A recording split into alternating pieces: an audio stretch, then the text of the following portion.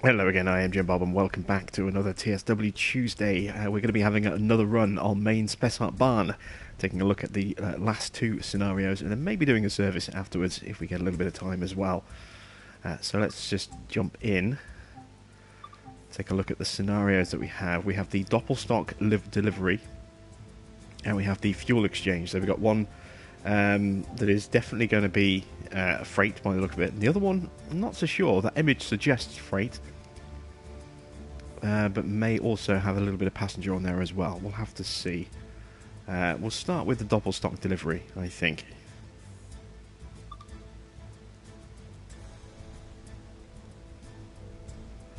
Aid in the delivery of newly refurbished trains to the area by completing the last leg into Aschaffenburg. That's quite a long route as well by the look of it, so this should be a fun one. We've got Matty, Nick, William, the Scost, Katie and Oscar in the chat. How you guys doing?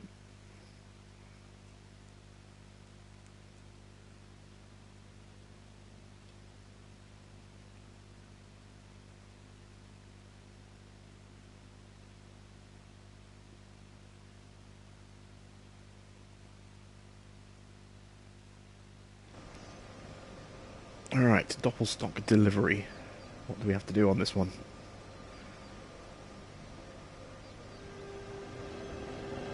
Welcome to Gemunden. Two refurbished Doppelstock sets need delivering to Aschaffenburg. Head over to the train to get started. Right, where's our train? Is it that one over there? Yes. So let's go down underneath.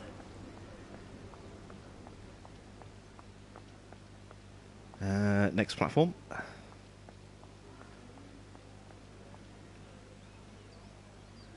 Okay, how do we get across there? Without cutting across the tracks. There's got to be a way.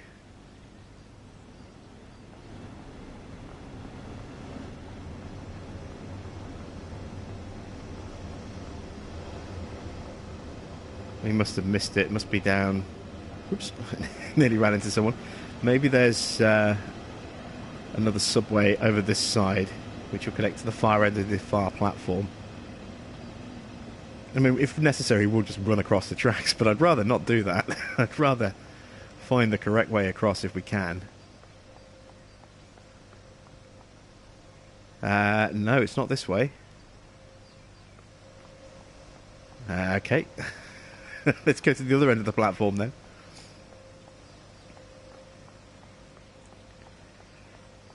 We've got Alpha Rod popped in the chat as well. And Luke and Haas and Brendan, good to see you all. So that's where we cut down last time, and we couldn't actually make our way all the way over. There's got to be another subway down here somewhere. We've seen them before. If you remember last time we were doing this, we saw subway platforms at the very end of the platforms. But I'm not seeing them here. Okay, I must be missing something. We're just going to cut across the tracks. Use these steps to get up.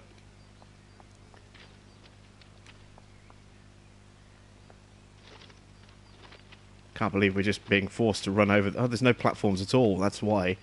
So we are having to just run over the tracks. That's a bit dangerous.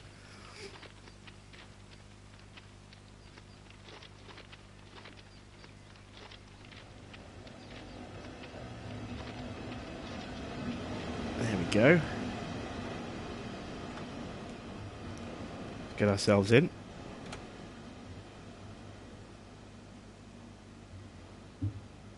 Right, so we need to get fired up first of all.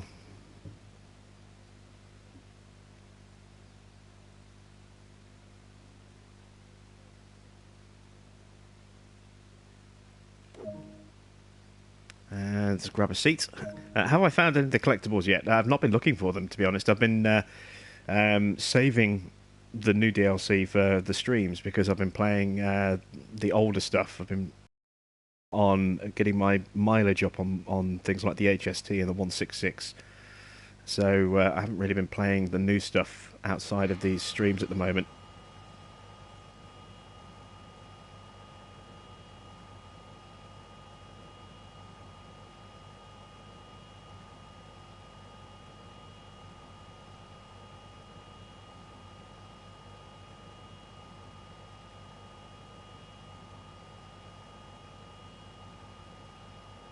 Ziga and Cat Noir have also popped in the chat as well. Good to see you guys.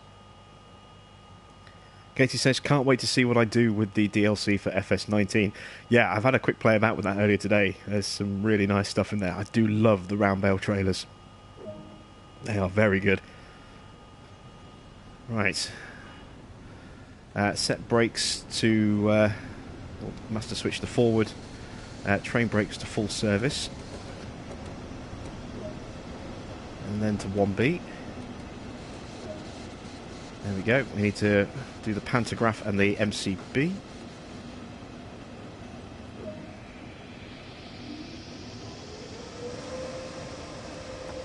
Release the brakes and off we go.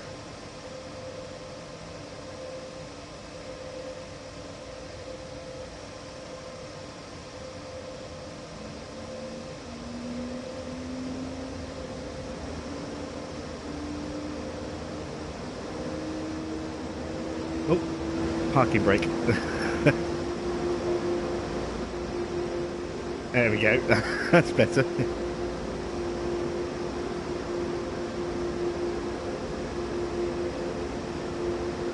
And let's take a look at what we're actually hauling.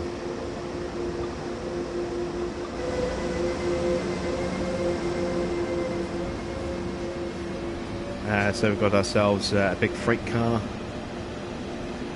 A couple of freight cars. Oh wow, yeah, this is 2 units that have been joined together, I think.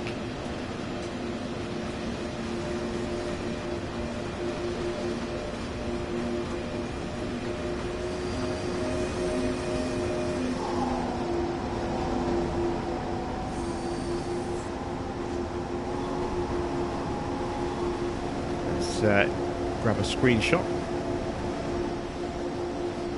Watch our speed. Going a little bit too fast.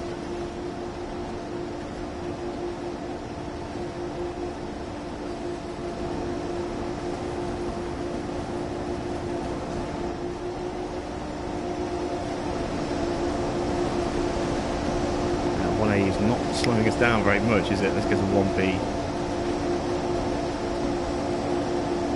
There we go.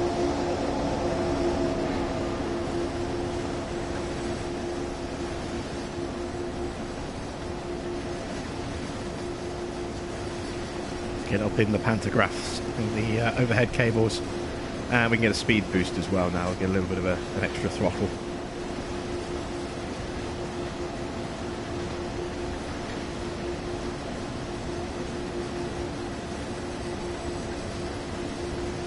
Don't I find that these foreign trains have so much faffing around, and our trains are push up and push and go. Our trains are very old and decrepit. These are a little bit more complicated because they're a lot more modern. They've got a lot more features, but the performance is generally a lot better. They're certainly a lot more grunty. You know, their engines are more powerful, so they can usually respond and accelerate a lot better. Depends on what they're pulling, and depends on the gradients as well. But it's harder to feel a connection to these trains because, you know, these are outside of my normal sort of operating experience. I say operating experience.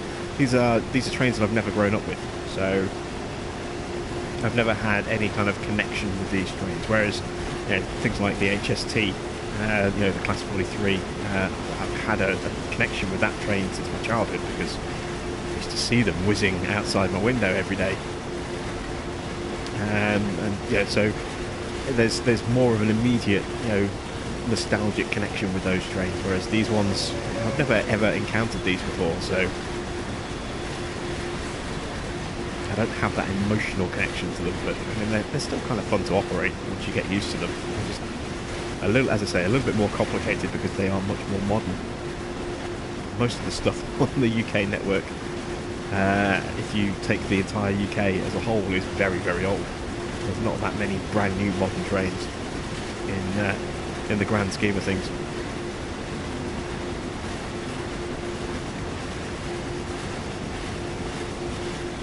We're speeding again.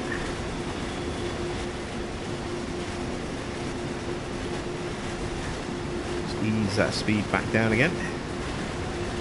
There we go.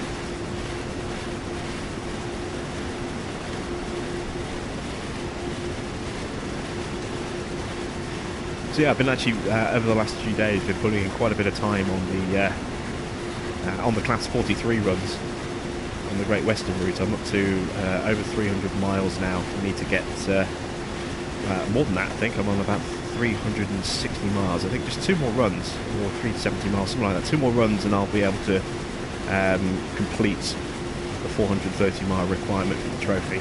And then I'll be focusing on the 166 and starting to run a lot of those. That one's going to take a long time. 1,660 miles needed with the 166.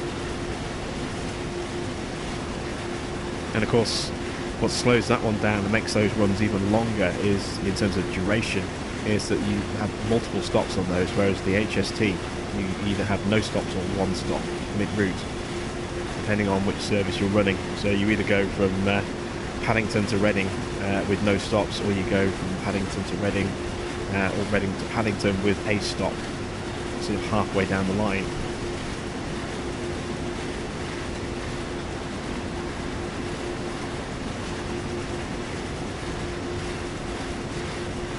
Cat Noir says, I wanted to buy this game, but the price of DLCs changed my mind.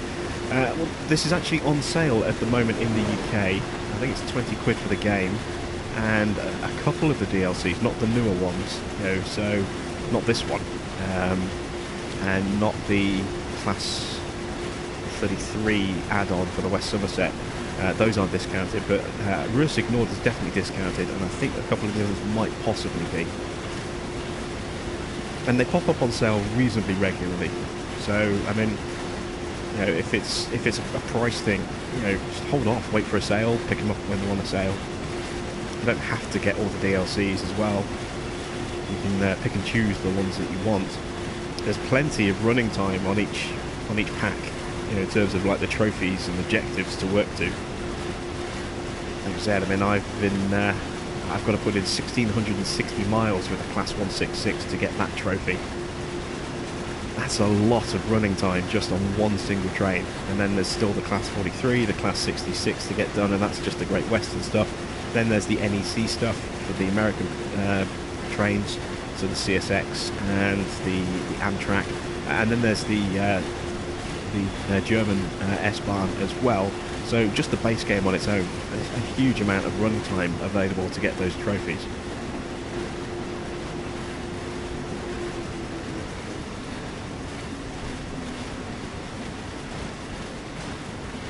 Let's push our throttle up a bit more.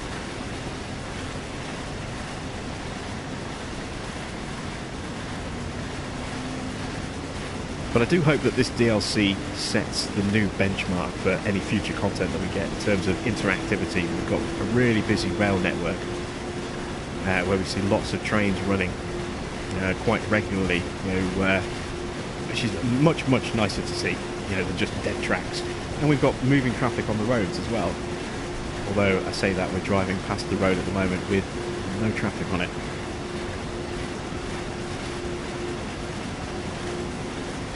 It just feels more alive than some of the previous packs that we've had.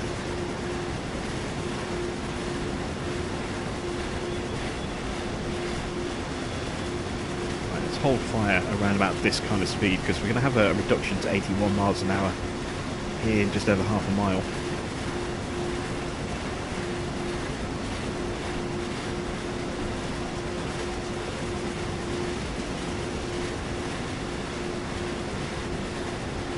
Fractured has popped in the chat. How you doing, Fractured?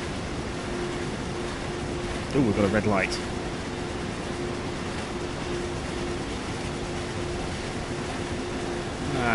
Is this going to be enough?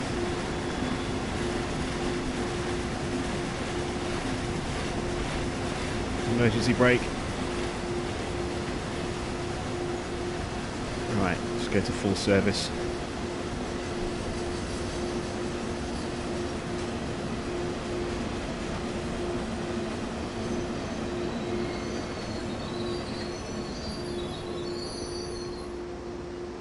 Have I killed the train? Nope, there we go.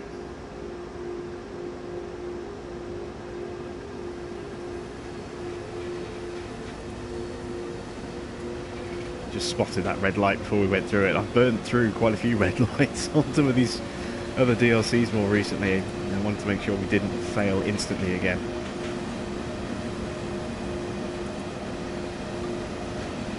No route available, so there must be something on the line in front of us that's stopping us from progressing, either something blocking a station or a train coming through that needs to switch over a line, and we can't move until that's done. Just eke our way up to the lights.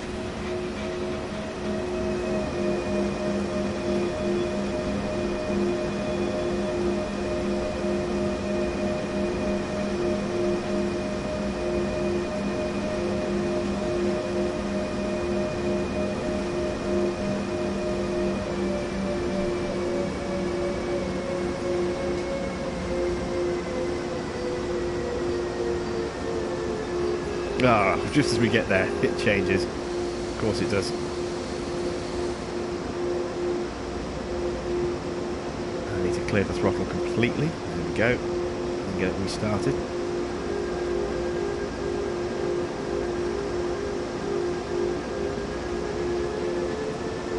And David Henderson's popped in the chat as well. How many Davids do we have in tonight? Just the one so far. Oh, Baz is in the chat as well. Didn't see Baz. Welcome to the chat.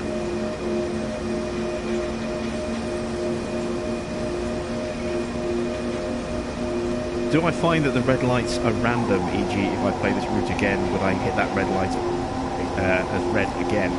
Well, I'm actually on a scenario at the moment rather than a route, schedule. It all depends as to what's further up the line that's causing that delay. So you can see we're pulling into a station here, so there must be something somewhere in front of us that's causing a delay.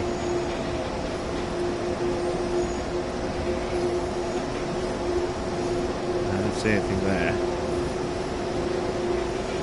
Maybe something went off down that way, I don't know, but for whatever reason we had a delay. Oh god, we've got another one.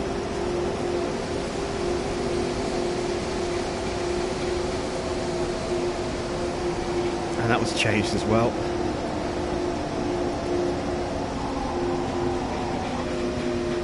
Now I've got to charge the brakes again, so I've got to put them back into full service. 1B. Release the brakes. Close off the throttle. Get the throttle restarted. There we go. That's frustrating. Glance away for a second. So there's something that's causing a problem on the lights. We've got more red lights in front of us by the look of it.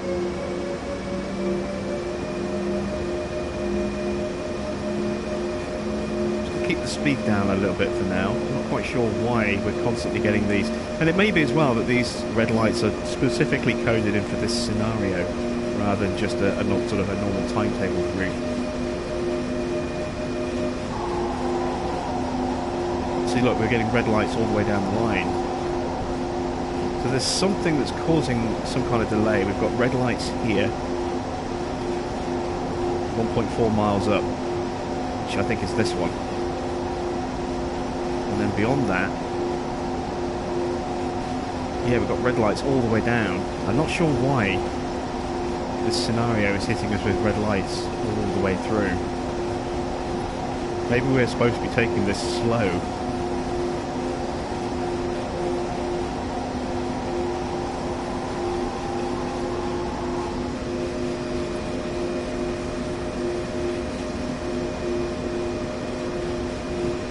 Yeah, see, it's just changed to green, so maybe we're just going too fast and we're hitting them before they're having a chance to switch over to green. So let's keep our speed a bit more balanced. We'll set our throttle at 50, and get to 50.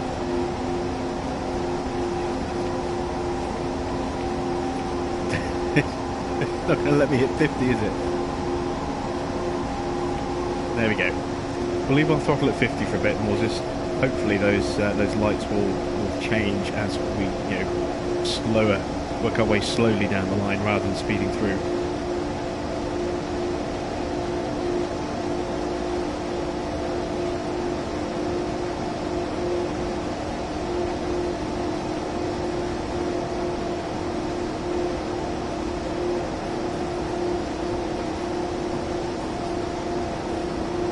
What Nick is referring to in the chat there is talking specifically about the Class 33 add-on for the West Somerset Rail. I haven't picked that up yet either. I've got the actual route packs, but I haven't got that one there, that add-on for the West Somerset Rail. I may add it in at some point, but I've got plenty of running to do with all the other stuff first.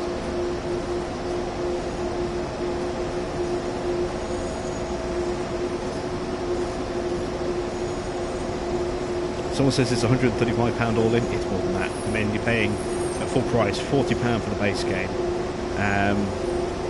45 if you get the premium version, which adds that extra CSX logo. So let's go with 45. Then £25 for this pack. £25 for Long Island Railroad. £25 for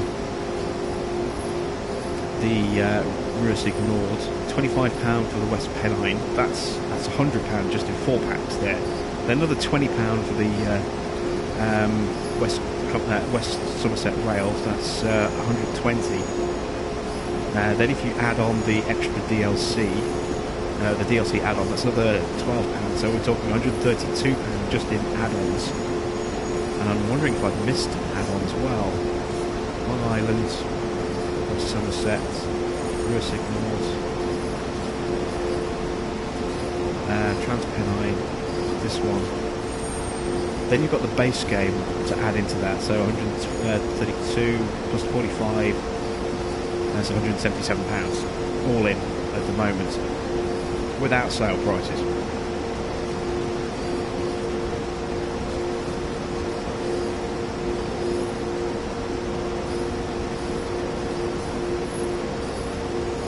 So yeah, it's very expensive. It's not cheap at all. But like I said, you don't have to buy everything. And my guess is that they're not expecting everyone to buy everything. They're expecting people to buy the packs that are kind of more region specific to them. So people in the UK are going to buy the UK packs, so West Somerset Rail and the Transpennine route. People in Europe are probably going to buy the Rursig Nord pack and the main Spessart Bahn pack. People in America are going to buy the Long Island Railroad pack and might not bother with the other ones, you know. So they're trying to cover 3 separate targeted audiences, like the German audience, the English audience, and the American audience, all in, you know, with their own sort of separate packs. Again, these lights just aren't changing, are they? He says as they change. Full service. Brakes to 1B. Release brakes. Throttle on. This scenario is really frustrating in the sense that it's constantly forcing us to slam on the brakes just to make our way through. So recharge the brakes.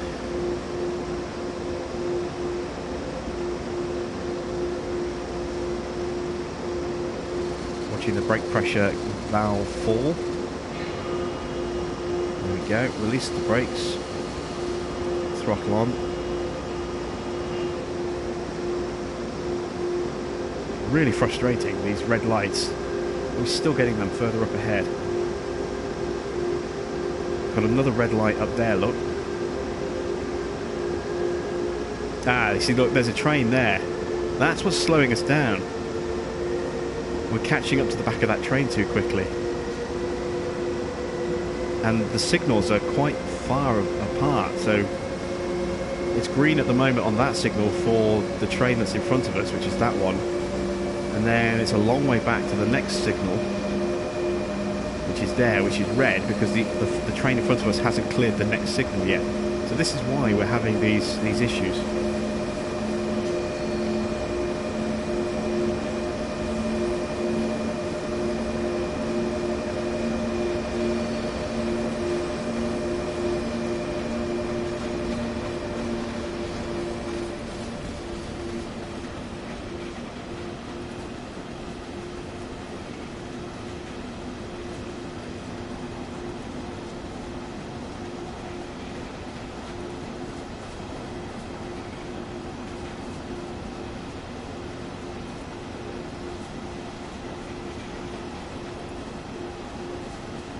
So even though we can go all the way up to, what, 75 miles an hour or so here, we're not going to.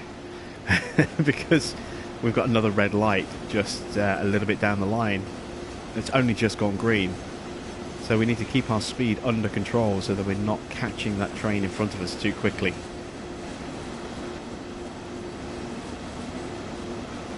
Let's keep our throttle set at 25%. Oh, 26 will do, it's close enough.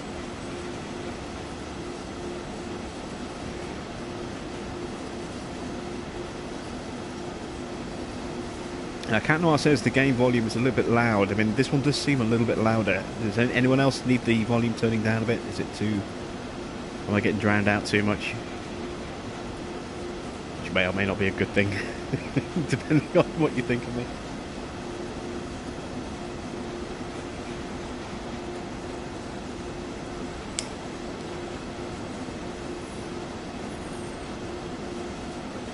Mr. Watter's in the chat as well. How are you doing tonight, Mr. Watter?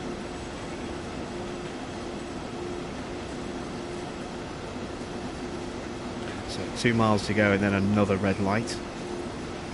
Again, we're waiting for a train in front to kind of clear it.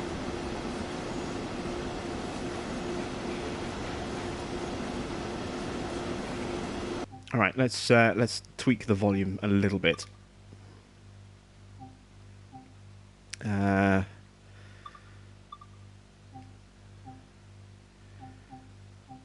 Settings.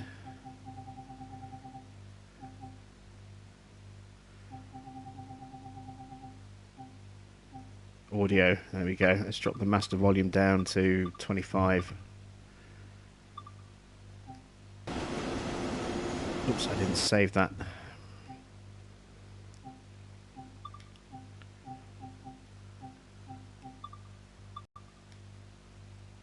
Apply. There we go. So is that any better?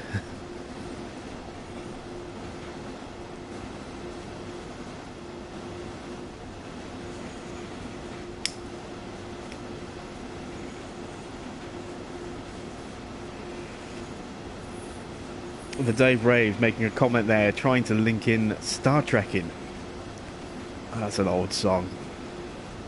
I remember that growing up as a kid. And the weird plasticine video that they used for it as well.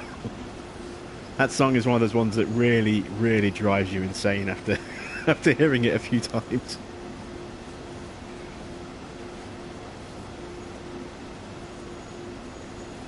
Rail trekking across the countryside. Doesn't quite have the same ring to it, does it? There we go. The signal in front of us has now gone green, so we can push our speed up a little bit.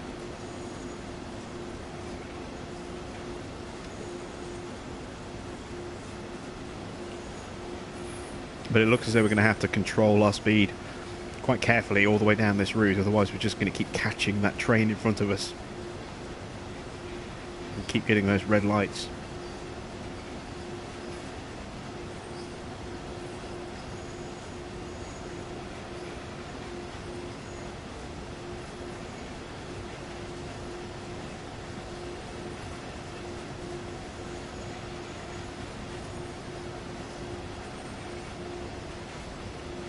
Drop my speed, my throttle down to about 25% again. We'll hold speed at somewhere between 40 and 50, I think.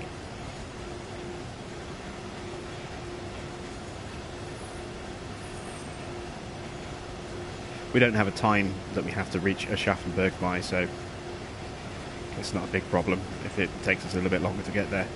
As long as we get there and don't go through a red light on the process.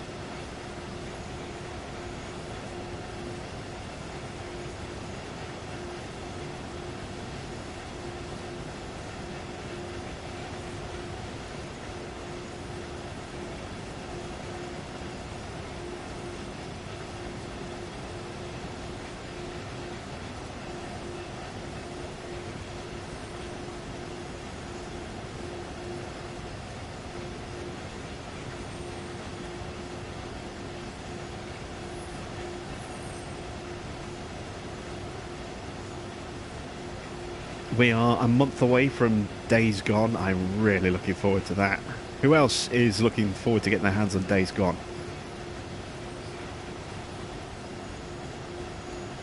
I'm seriously toying with the idea of sticking that on the channel.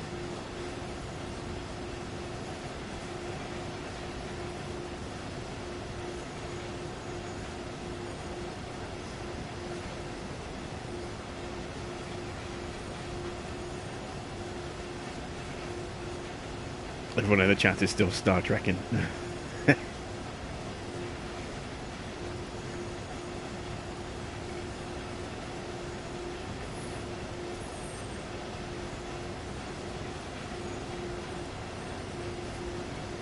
Zoe says hasn't heard of Days Gone. It's a PlayStation exclusive from Sony Bend. So if you don't have a PS4, that's probably why you haven't heard of it.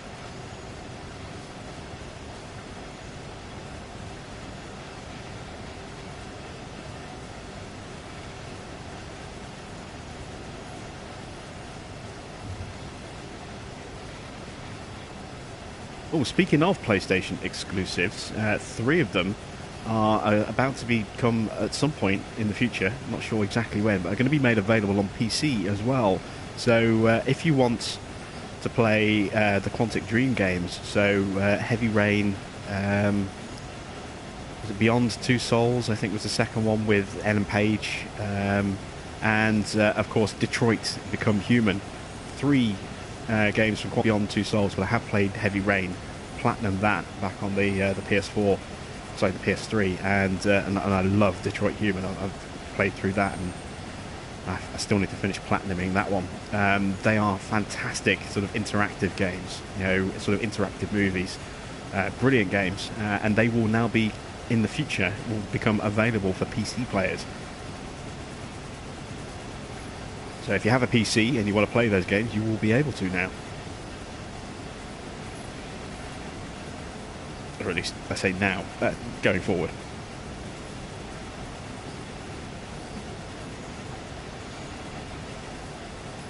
They're the only 3 that I know of, and they're all from Quantic Dream rather than you know, one of the big Sony publishers. So, you know, things like Uncharted and Last of Us, they're still going to stay PlayStation exclusive. They are sort of they're system sellers, so they're not going anywhere. But it's interesting to see Days Gone making its way over. Not Days Gone, sorry. Detroit Being Human. I'm surprised that one's made its way over.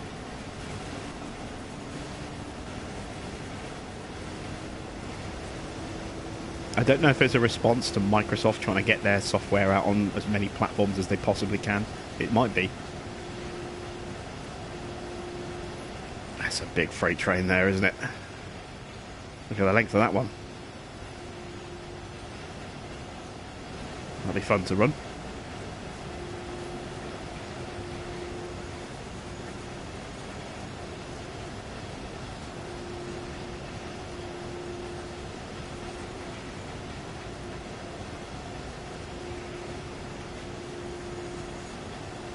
Nick says he's still waiting on Car Mechanic Sim and Truck Driver. Truck Driver, still no release date. We're probably looking at the end of June as a... it's currently got a placeholder at the end of June on some sort of online retail point, but it's just a placeholder date. It's not a confirmed date. So we're looking at the end of June at the earliest, I think. I wouldn't be at all surprised to see that maybe get pushed back towards the end of this year. As for Car Mechanic Sim, no idea what's going on with that. Bus Driver is going to drop soon, though. That's going to drop, I think, probably in April. They've got some sort of upcoming sort of press events throughout March and then beginning of April as well, where people will be able to get, you know, hands-on with the game. So that to me suggests we're looking at a mid to late April release for Bus Driver. So that'll be fun. Definitely going to be putting that one on the channel.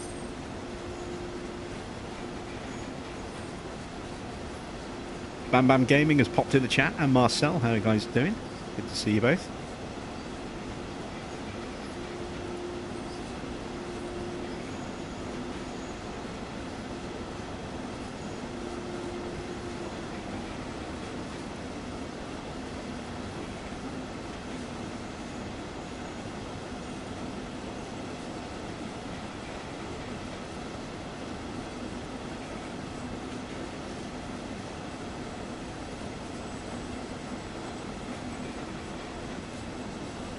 get a bit more speed going. We're losing it going up this hill.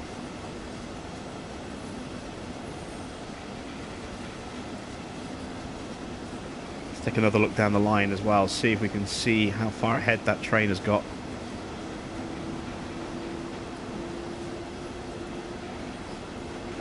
So you've got another red light there. Ah, so that train has now peeled off onto a different siding. So once we get clear of these ones, we might possibly be in a position to overtake that train as it's stopping here, I wonder.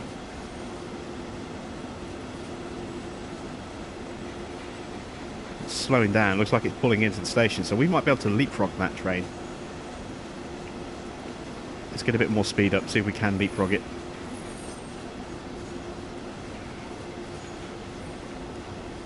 Steep gradient here at the moment, 1%.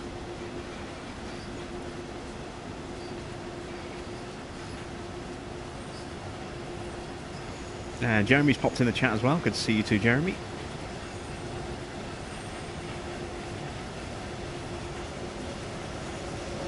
Another long freight train. Parked up at a siding. That might be waiting for us, actually.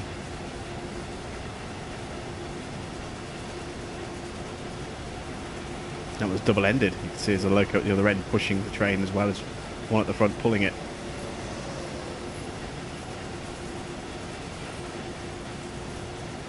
Alright, we've got a 56 mile an hour zone coming up, so we'll just ease the speed off. I think this is the station coming up around this corner.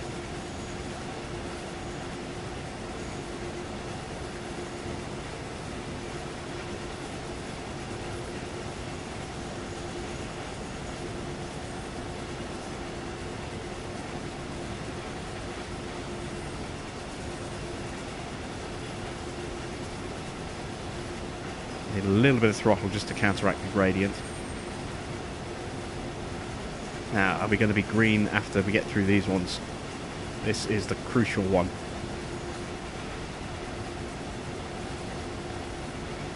Yes, we are. So, I think we've got a good chance now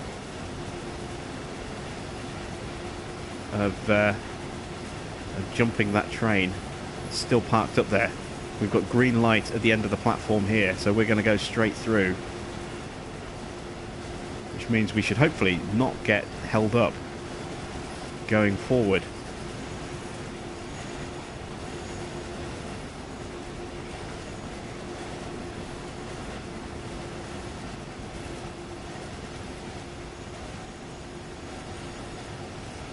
Here's the station, and there you can see there's that passenger train that's been slowing us down and holding us up. Oh, we're going way too fast.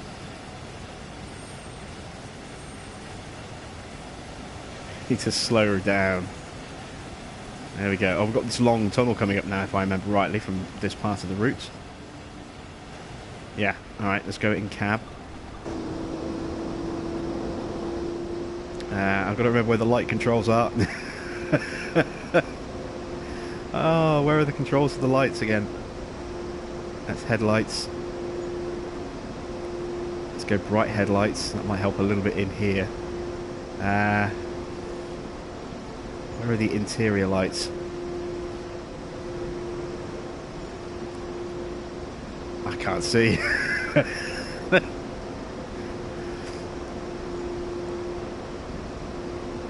Oh, we're coming out of the tunnel. That's not too bad. Yeah, we'll just wait till we get out and then we'll turn the lights on for the in-cab as soon as we get out.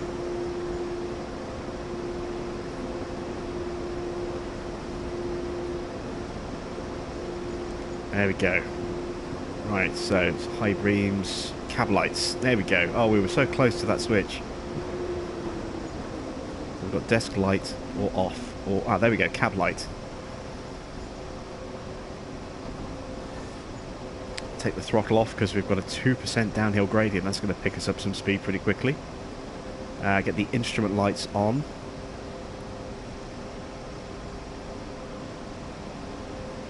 Let's reduce the headlights again.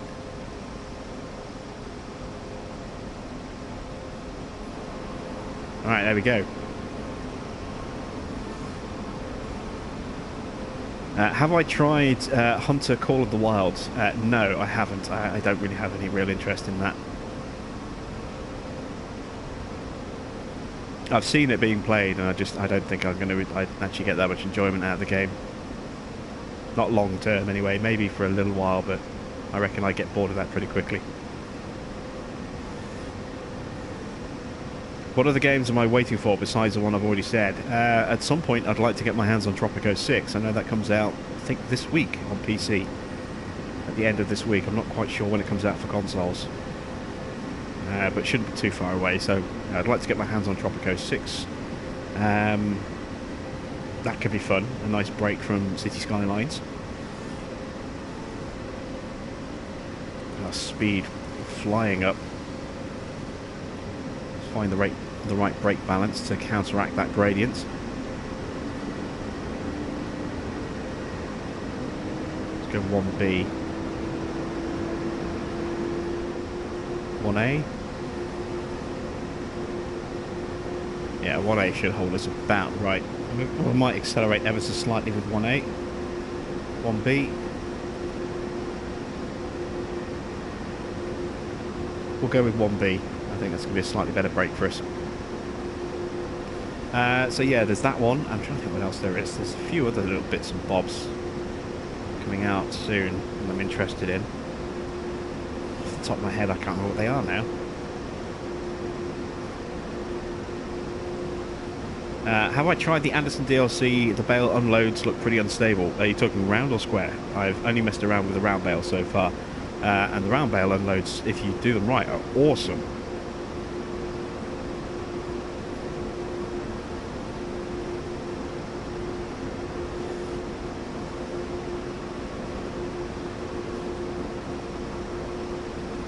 I love the fact that you can just drop a full stack of 24, down on the ground like that, in an easy to manage way. And so you can't just rely on the tractor just slowly moving forward. You've got to just give a little bit of throttle as well, or else the bale stack does become a little bit wobbly and can come apart. But if you just put a little bit of throttle in as you're pulling forward and pull forward as that's unloading, and they unload beautifully.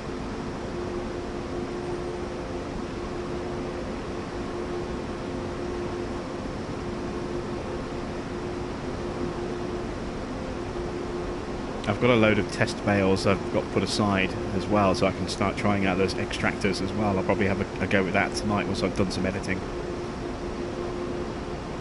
I've got a few episodes of stuff for various games that need to be edited tonight. And that's what I'm going to be doing after this.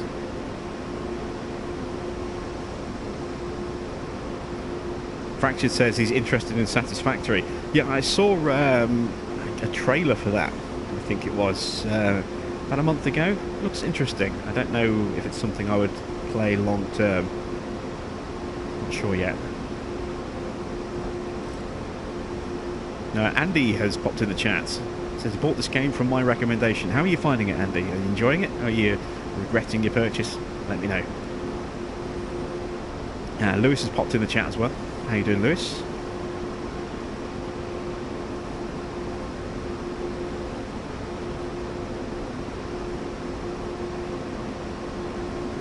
We're closing in on Aschaffenburg, just 5 miles to go now. Let's head back outside.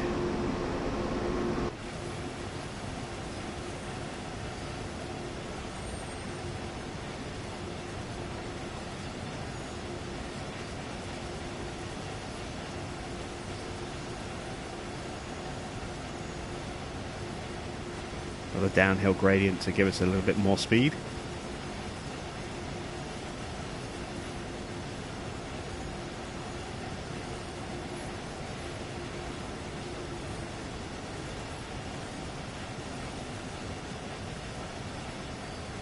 His daughter says he's planting poplars at the moment on Marwell Manor Field 17. Are you doing the whole field as poplars, or are you doing just parts of the field?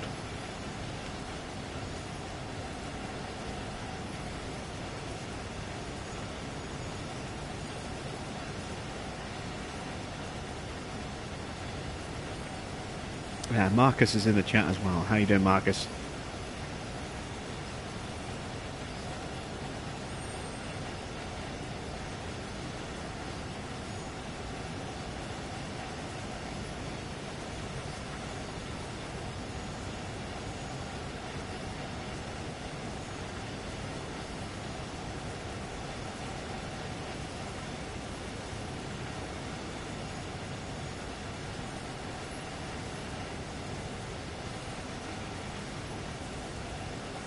And David Brereton is in the chat. Oh, here we go. All the Davids are coming back.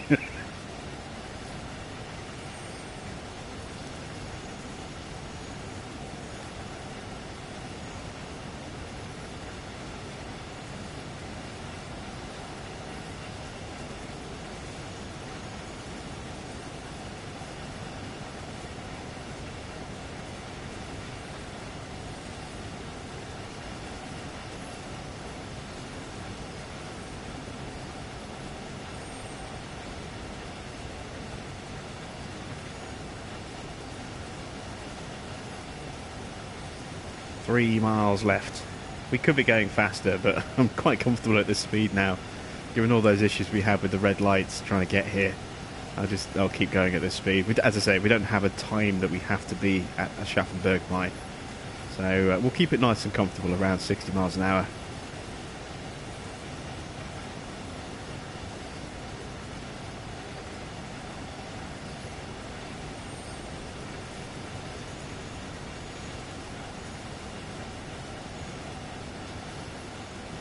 Marcus says, nice train to drive this evening. Yeah, we're on a delivery run. We're actually delivering this brand new train.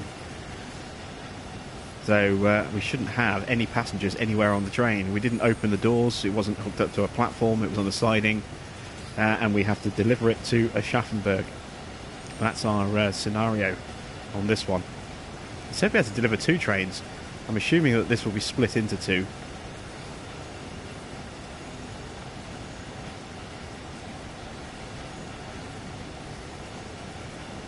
Because it is a mirrored train, so you can see. Ah, yeah, look there. There's the engine. So that's 1 unit there. And then this here is the 2nd unit. With a railion trailer in between. Kind of separate them out. And start to slow down a touch. 62 zone coming up.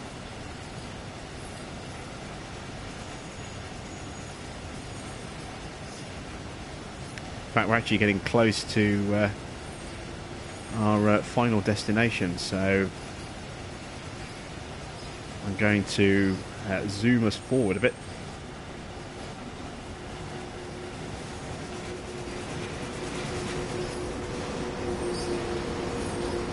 Down amongst the locos.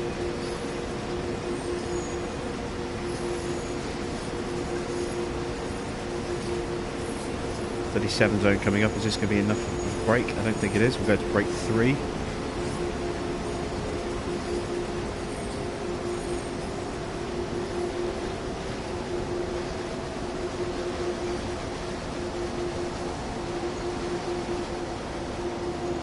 And continue slowing down to 25.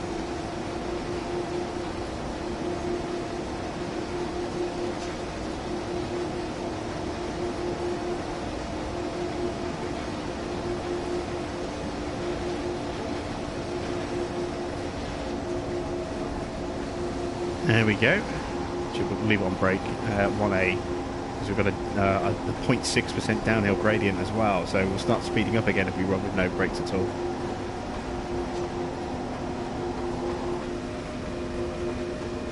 Let's get down out of those wires.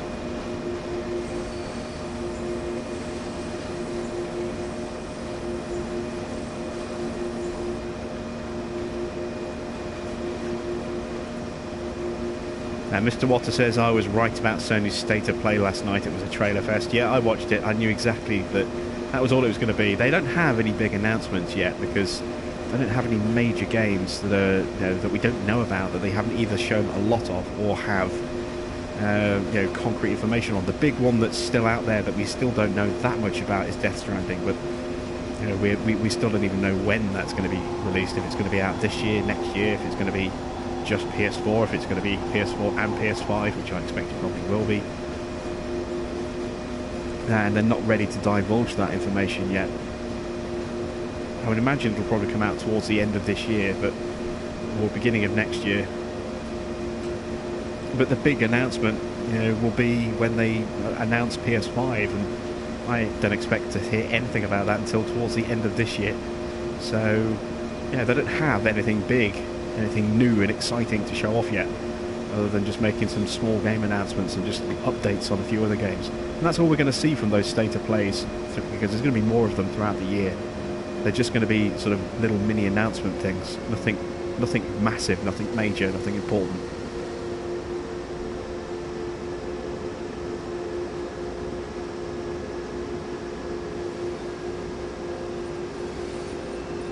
There we go, we have delivered the train. So, set master switch to off and switch the parking brake on. I wonder if we have to separate the trains. Hit the parking brake.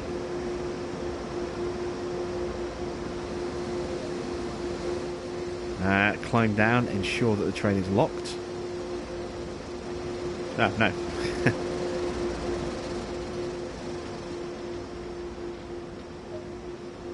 There we go, scenario complete.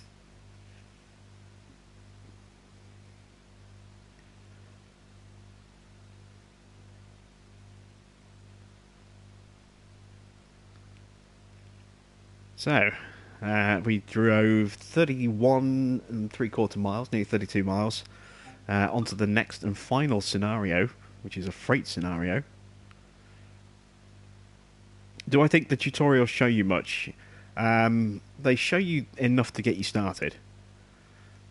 Sometimes they show you more than is necessary for, just basic running. But if you want to get into the real hardcore of the game, if you want to, try and make it as realistic as possible, then they don't necessarily show you enough to do everything. But the forum for the Dovetail forums, and running groups will easily be able to sort of answer any specific hardcore questions if you ever have them. I've not had any need to go there yet.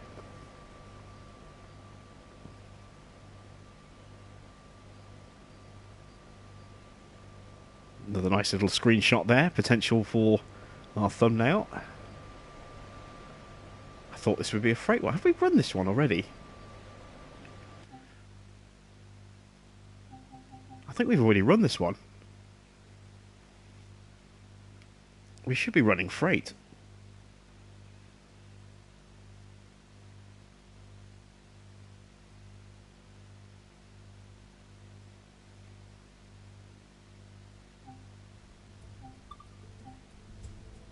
Yeah, we've already done the Regional Express, so it actually went back one for some reason. This is the one we want to do, fuel exchange. So a shorter route. Take part in hauling a huge shipment of aviation fuel heading east. A banker will join the train at Laufach for the climb to Heigenbrücken. Nice. So the banker will be a backup train behind us. I wonder if we'll actually have to get out and attach that, or we just have to sit there and wait for that to join us.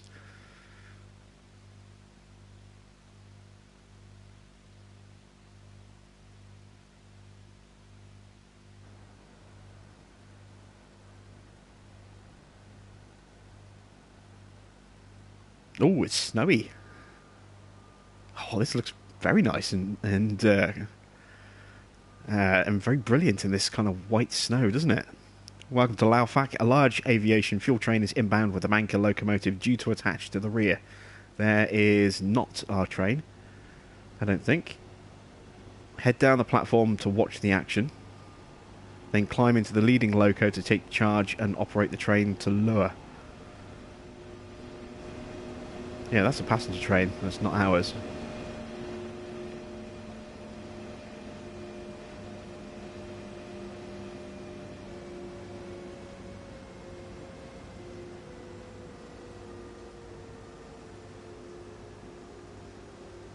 See that there? I think that's the banker loco. I think. Might be wrong. I might be wrong on this. Yeah, here comes our train. Look.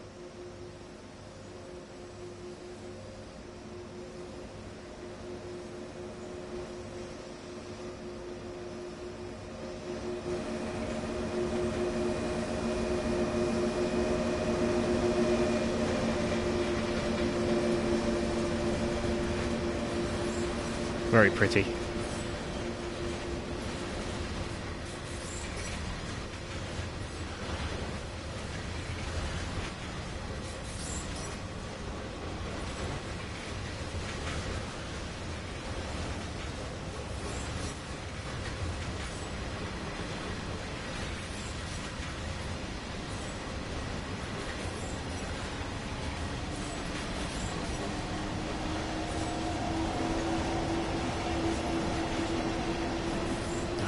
Not kidding when they say it's a long train, are they?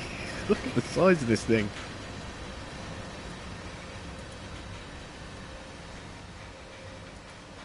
That is a long train. We've fallen off the platform. Can I get back up? Yes.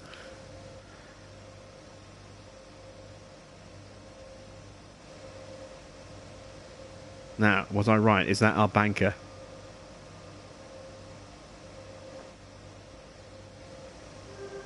It's moving. Yep, there we go. So that's going to automatically attach itself to this end of the train.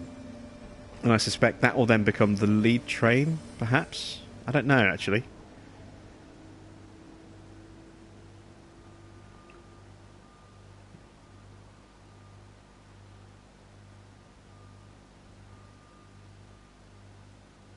Is it snow on top of the wagons, or are they painted like that? I think it's supposed to represent snow. Can't actually... Oh, I can climb the... That's cool. Yeah, I'm pretty sure that's supposed to represent snow, rather than actually being painted. Oh, wow, I didn't expect to be able to actually walk up the ladder. That's kind of cool.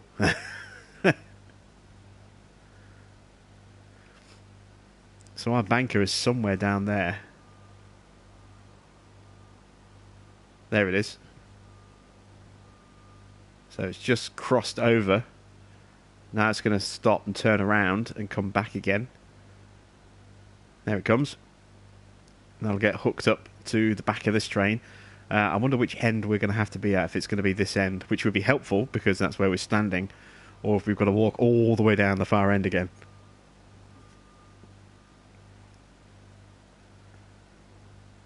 Will we ever get a Steam pack? And if so, what would I like to see? I have no idea if we're ever going to get a Steam pack on TSW. You'd have to ask Dovetail if they have any plans for it.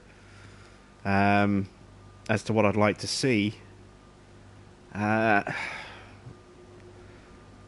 like to see something from the British Steam industry. I mean, it was one of the greatest Steam industries in terms of rail locomotives across the world.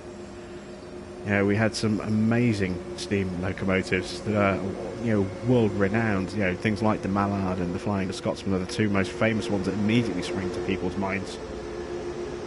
You know, but any of the Gresley A4s or A3s, you know, I wouldn't mind seeing a little pannier tank.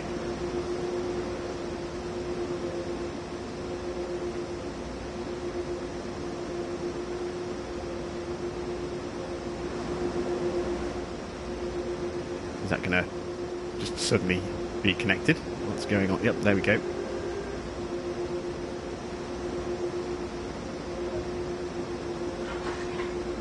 Here we are going all the way back here again.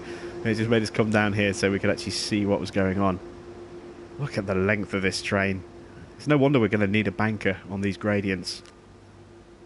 A heavy load like this, and a train that takes up the entire platform. It's a big old train. In fact, it looks like we're going off the platform as well. Way past the platform. Yeah, we're going to have to walk down the line.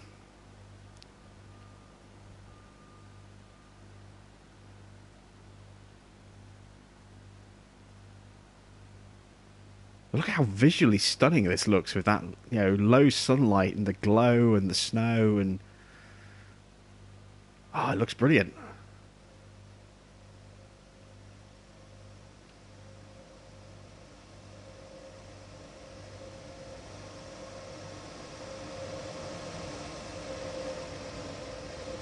Alright, we made it. Let's get in, into the cab. Oh, we're sitting... there's the driver's seat. That's the second seat. Okay. banking comm system on. Release the brakes and depart when ready. Brakes are released. Going to need quite a bit of throttle, I think.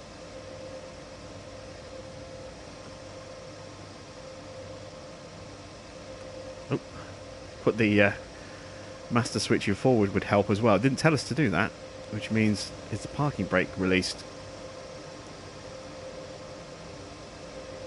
Just gradually rolling backwards, I think.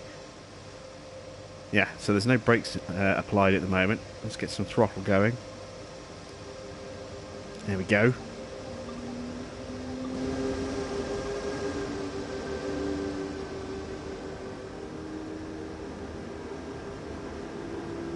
Look at that.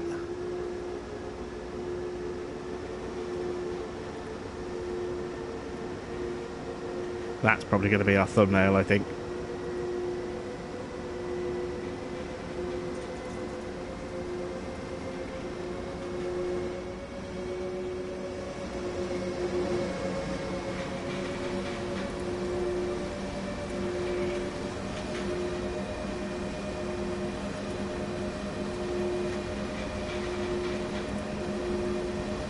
A little bit more throttle. There we go. Corey's in the chat. How you doing, Corey? What tips can I give to a beginner like Andy? Play the Great Western stuff if you're in the UK. Play the Great Western stuff first, because that's going to have the most in-depth kind of basics. Just play through the scenarios before you start going on to just random services, because they will help remind you of certain things that you need to do.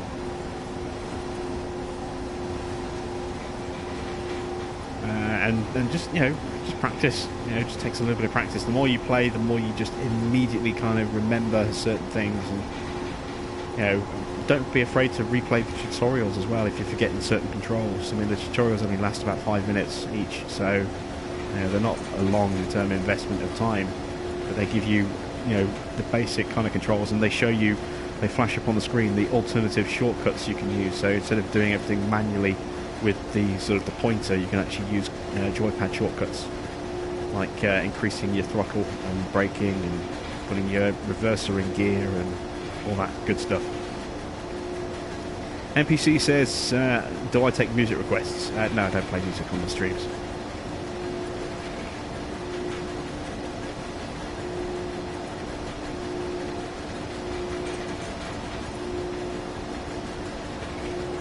This isn't Ruhrsignal, this is the main Spessart Bahn.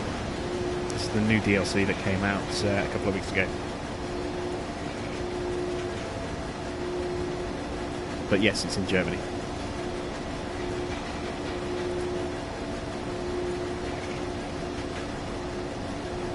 Let's see what it looks like in cab with the snow. Very pretty. And we have company.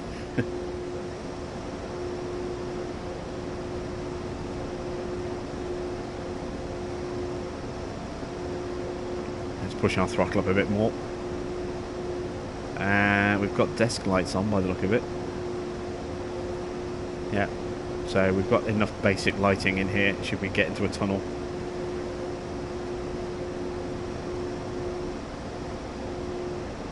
We really are struggling for traction. 26 miles an hour, max throttle, even with a banker loco.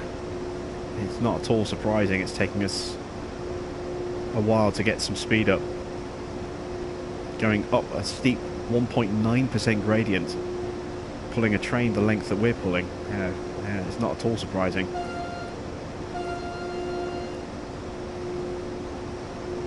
I just got to do this.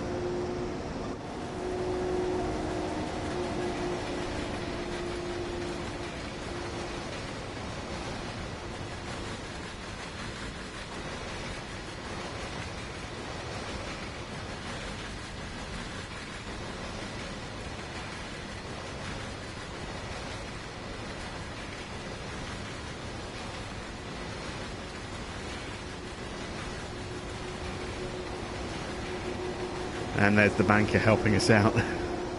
That is a long train. That's a very long train.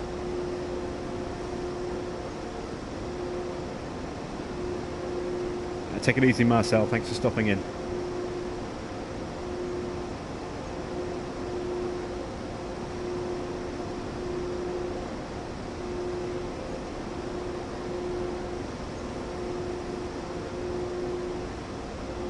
Let's see. We've got 2.6 miles to go, so we've made half the distance already. It's not that long a route for Heigerbrücken. But I'll be surprised if we get above 40 miles an hour. If the gradient doesn't ease up. It's actually getting steeper. 2.1 miles an hour now.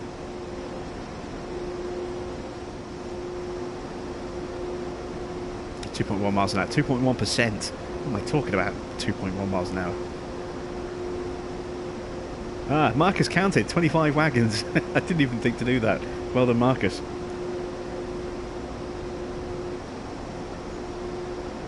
Brian says, is it just me, or is it nice to see the sun out in these scenarios? No, it's not just you. I was talking about this last week, where, you know, they had this lovely, beautiful countryside, and then the first couple of scenarios you play are in miserable grey skies and pouring rain and fog and mist and cloud everywhere, and you can't see any of it.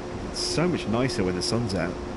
But of course, when you're running services, you can choose what time of year and what weather you want to run. So you can choose spring, summer, autumn, or winter, and you can choose clear, sort of cloudy, rainy, blizzards, snow, fog, all sorts. There's so many different conditions you can choose. So if you don't like running in the miserable sort of dark skied, cloudy rain kind of sessions, then you could just not run in those. You can just choose the weather you want to run in before you get started. Unfortunately, with scenarios, you're kind of stuck with whatever they give you, because that's what's programmed into the scenario. But services, you have complete control.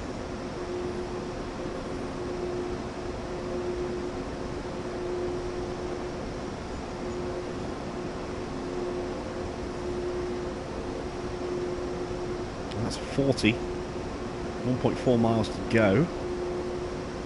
Gradient is leveled at 2%. We are barely accelerating. Oh, we've got a tunnel coming up.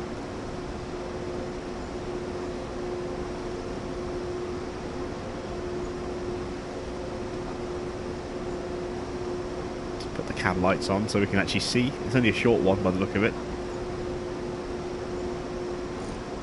That gradient's easing off as well, so let's ease off the throttle. Because it's going to take a long time to slow this train down. I have no doubt of that. Bright lights for the tunnel.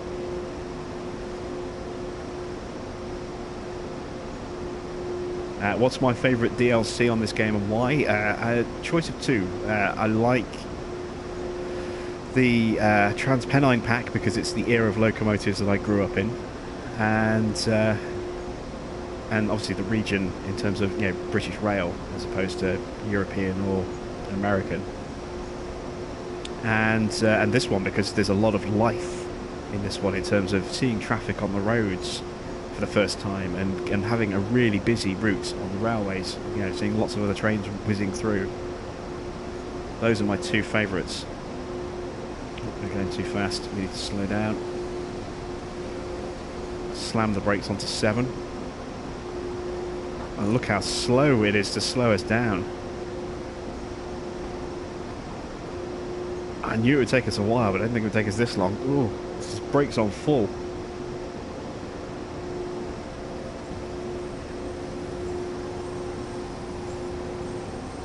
Let's keep brakes on 2 for a moment. There we go, release. It's going to kill all of our momentum anyway.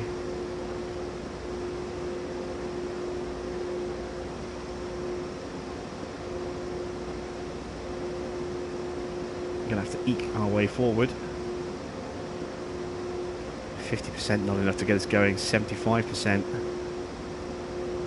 Barely enough to get us moving. Max throttle only just getting us started. That's a lot of weight on this train. Huge amount of weight.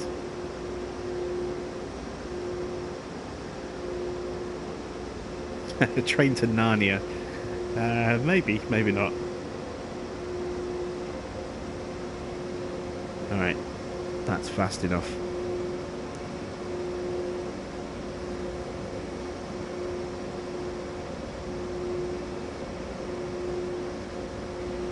Just slowly trickle our way down the line now. We've only got a few hundred yards to go, so given how unpredictable the weight of this train is, I don't really want to go flying off there at speed and overshoot and go through that red light.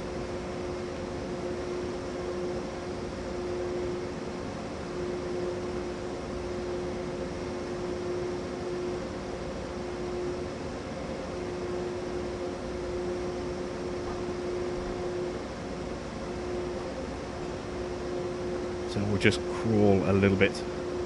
Riley has popped in. How you doing, Riley?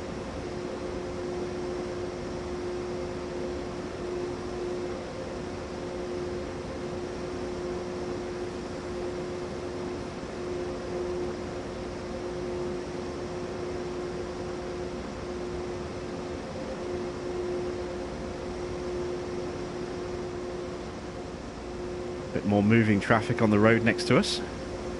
Always nice to see that.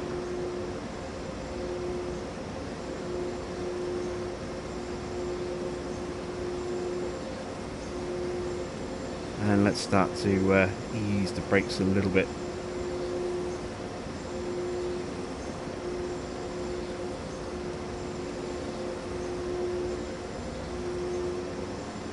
It's not stopping us fast enough.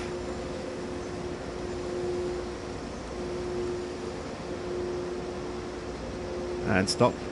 And stop. And stop. Stop, stop, stop, stop, stop. There we go. Right. Is that it? Is that the end of the scenario? No.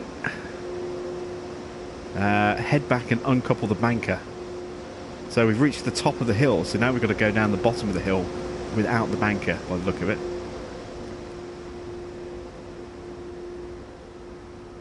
Why do we have to uncouple?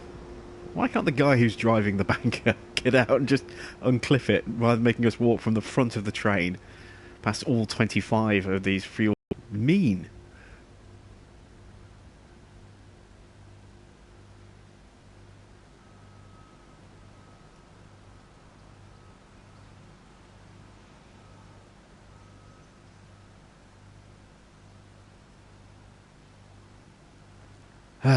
Still 150 yards to go. And this is at running speed as well. That's walking speed.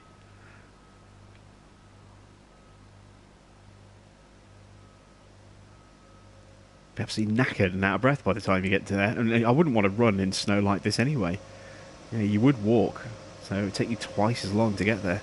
Right, let's get this thing uncoupled. There we go. I don't know why, Muggins in there couldn't get out and just do that for us. He coupled it for us. Why didn't he uncouple? We've got to run all the way back now and then carry on to Lower Bahnhof.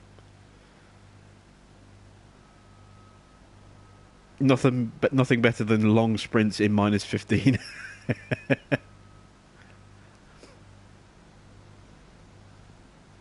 Is the Somerset Railway DLC any good or worth the purchase? It's a very peaceful, relaxed run, but you will never get above 25 if you obey the speed limits. So it's very slow. It's a heritage railway line, so you're not going to be running fast. You are going to be making a few passenger stops along the way. It's a nice pack, but it doesn't have the same value, I think, that other packs do. And there is an add-on for that DLC expansion, which is another £12, which is the Class 33, the Bobo. It's just a bit much to to pay all that out.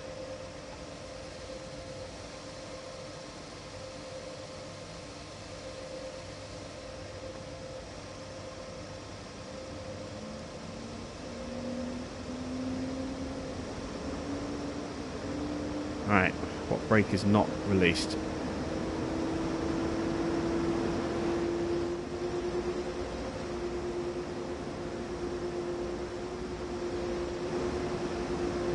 parking brake.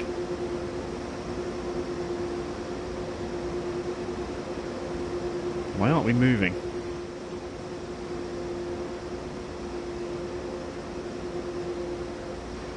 Throttle off, all the brakes are released.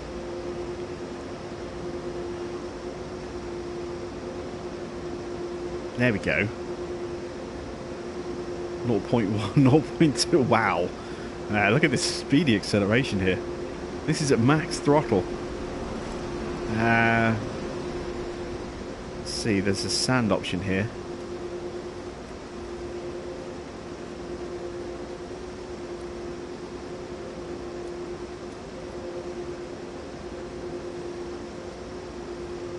Don't know if that's going to sand the wheels or the brakes. That should theoretically give us a little bit more grip.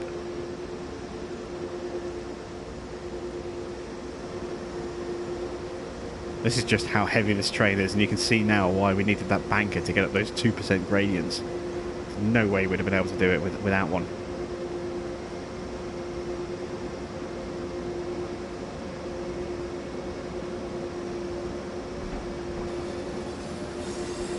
If you want to see more of the Somerset Rail Pack, I have done streams on that pack. So just take a look at the playlist, the TSW playlist, and you'll see in there. Or have a look at the First Look live streams playlist. Again, my first look of the West Somerset Rail Pack is in there as well. But we have run services and scenarios on on West Somerset. I think we actually ran it about a month ago on West Somerset in the TSW Tuesdays playlist. So yeah, you can check it out and see what you think of it.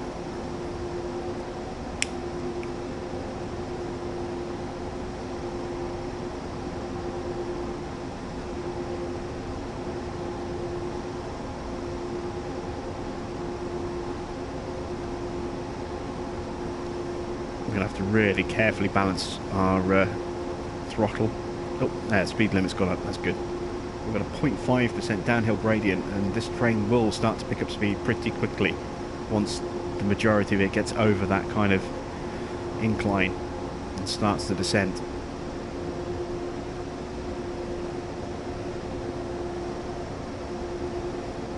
Brian says he decided to turn his version of Marwell Manor 100% organic. Absolute disaster, did not think it through properly. Weeds are just awful without herbicides. Well, that depends how you do it. I mean, if you just leave plant growth turned on all the time, then yeah, your weeds are going to grow very, very quickly, and it's going to be a nightmare to get rid of them. But there's nothing. If you manage your growth, you micromanage your crop growth cycles, then you can just get a single stage of weeds and just run over it with a weeder. That's what I've been doing on my Marwell Manor, and it's been fine. Haven't had a need to use herbicides for a long time, well, at all on that farm, and for a long time in general, because I manage when my growth cycles happen, so I don't have to mess around with herbicides.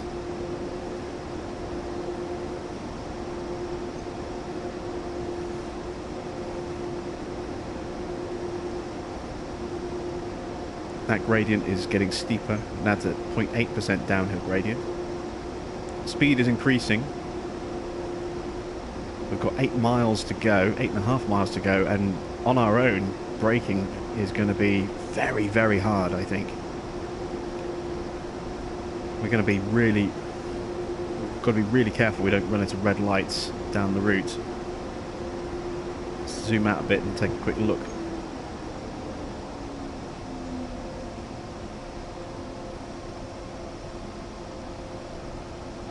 Just green at the moment, run through there. On a bypass line, by the look of it.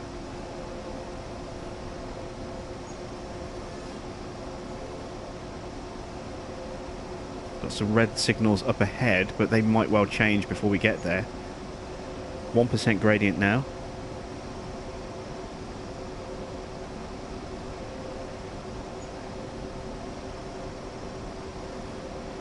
Speed's picking up.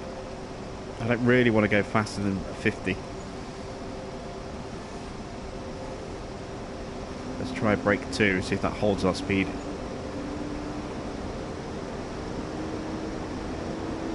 It's not too bad. Alright, let's try 1B.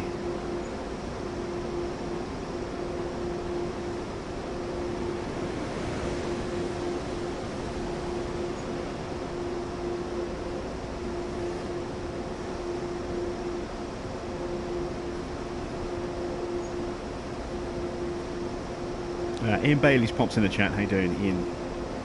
Dave says, what do I think of No Man's Sky getting VR?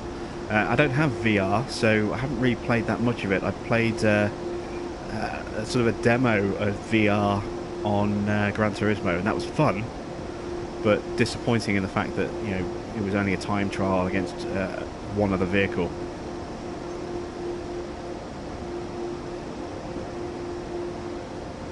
I don't know if the VR has been improved for that game yet, so they can actually run against more than one opponent.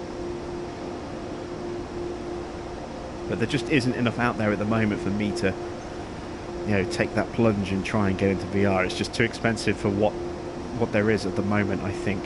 You know, going forward, the general kind of accepted theory at the moment, it's only a theory, it's not confirmed, because we still haven't had any confirmed details yet, but the general accepted theory is that PlayStation 5 will have VR, you know, built into the box. So currently VR has got you know, its current version. It's expected that there'll be an updated, improved version, because I think it's 720p per eye on or per lens. You know, the left lens and the right lens with VR at the moment, so it's not actual properly 1080p. It's expected that the next one will have improved resolution, so it'll be sharper and clearer. Hopefully less cables, and that the signal box that you have to plug into the headset and then connect into the console, is expected that signal box will be built directly into the PlayStation 5 unit itself. It'll have PSVR baked right into it. So I'm probably just going to wait until PS5 and then maybe think about getting into VR.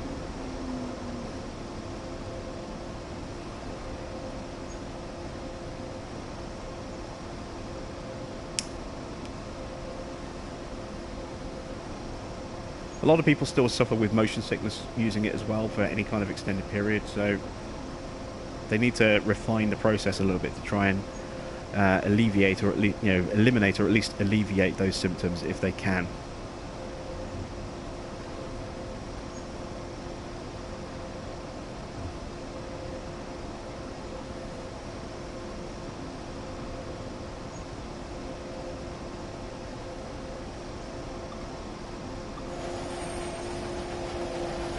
Oh, I've just put my master switch into reverse.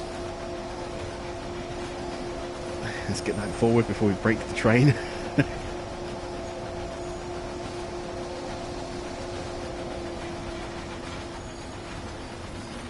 Ah, how pretty does that look?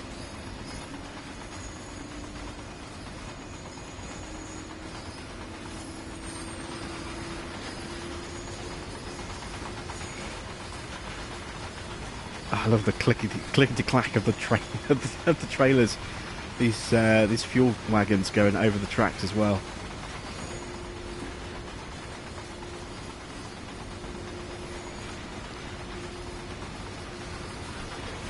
It's just one of those endearing sounds, you know, of trains. Just hearing the clickety-clack. Need to get a bit more height in case another train comes through. There we go. Get smacked in the face. Just under 6 miles to go, keeping our speed nice and controlled, so we don't have to slam the brakes on about a mile before we get there on full lock, and maybe even emergency, just to slow down enough.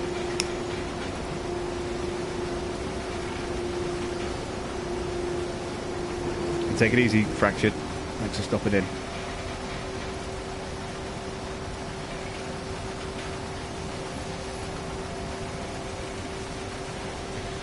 I would be surprised if PS5 is more than 400 quid, $400. I think that'll be kind of where they're setting their limit for PS5.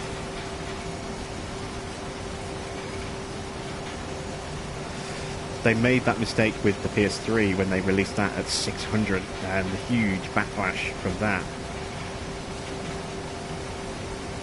Plus, I think for the first 2 years, that console was still making a loss on every single unit, and they were making up their money on software sales rather than hardware sales. No company will ever be driven purely by hardware sales, because it's never going to be a way to recoup your money to the level that you want, it's always going to be on the software sales. But you want your hardware costs to be controlled, and if they're horrendously expensive to manufacture, that means even if you take a loss on the actual units that you sell, as Sony did with PS3 for the first 2 years. It took them over 2 years to to break even on the cost of manufacturing a PlayStation 3. Every single one they sold was sold at a loss, but they made their money through their software sales. You know, and their first-party studios like Naughty Dog and so on and so forth. You know, all the exclusives that they had that drove people to buy those games. That's where they made their money, and to a lesser extent the third-party sales as well. But I can't see them making the mistake that they did, you know, with the PlayStation 3 and pricing it, you know, ridiculously high. And Xbox found that out last year, or last time round, when they released the Xbox at $500. PlayStation came out and just went $400, and that was it. $100 price difference. Immediately, everyone was like, "I'm getting a PS4."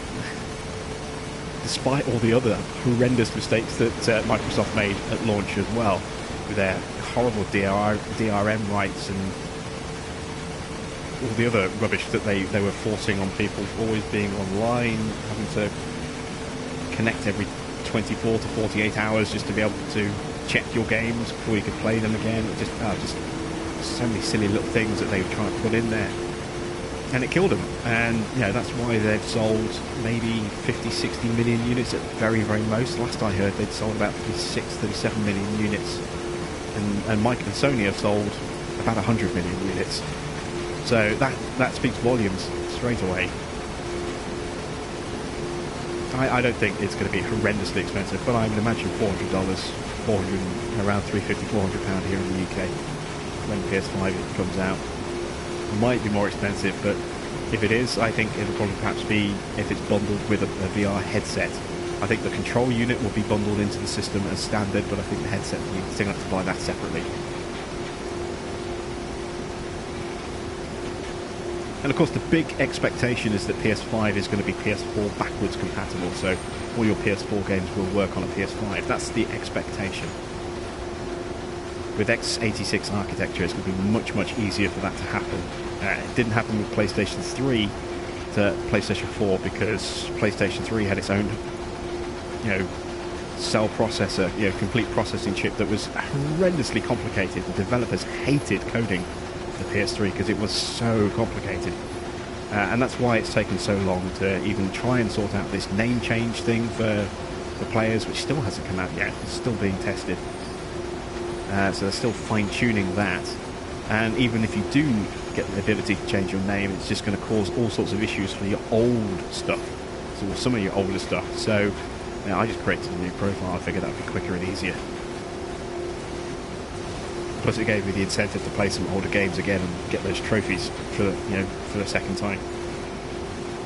But going forwards, it should be much, much simpler and much, much easier because it will have a standard, almost PC-like architecture with the x86 architecture, which means backwards compatibility should be much, much easier to implement, and we should expect that, I hope, to be implemented into the system from launch for PS5. But again, it'll be backwards compatibility with the PS4, not with PS3. Again, just take PS3 out of the equation because, as I said, that processing was the processing system that they had was so overly complicated. That's why it's never happened and probably never will happen.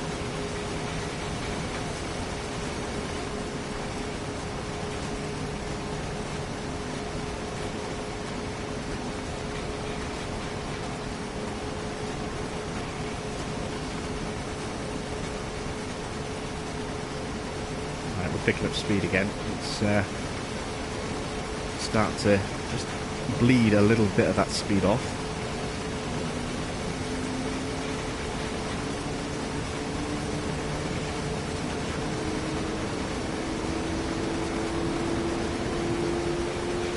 What would I say is the best map on this? Are you talking about on Train Sim? Well, there is no map. So, I mean, if you're talking about route pack, it's not just the route, but it's also all the other stuff that goes with it. So the locos you know, some of the extra features, you know, like this one has moving traffic and a very busy network, you know, on West Somerset with beautiful, very scenic and very old school, you know, locos, but you know, it's very slow paced and there's no moving traffic. And, you know, West Somerset, the Transpennine pack has a lot of movement on it in terms of stuff on the lines, and you've got those classic BR80 stuff and a great route, but you can't judge it purely on the route itself. You've got to take everything into account, and then it comes down to personal preference as to whether you want to run in a specific era or a specific you know, location. Do you want European trains? Do you want British trains? Do you want American trains? And there is no clear-cut answer to that question. It all comes down to personal preference.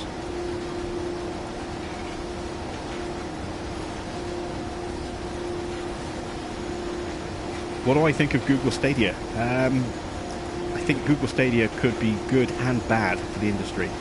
I think more details need to come out as to how it's going to work going forward, but you know, to get 4K streamed gaming, you're going to need at least a 25 megabyte connection minimum, and it needs to be stable.